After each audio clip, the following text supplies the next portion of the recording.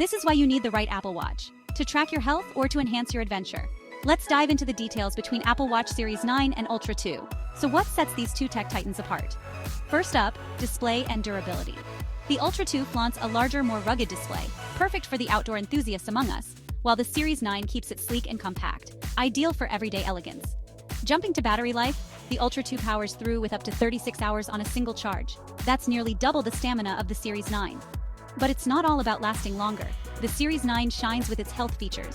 With advanced heart rate monitoring and a new temperature sensor, it's like having a wellness clinic on your wrist.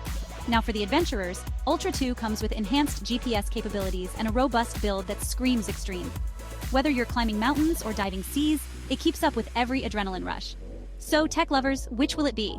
The elegant health-focused Series 9 or the rugged, adventure-ready Ultra 2? The choice is yours.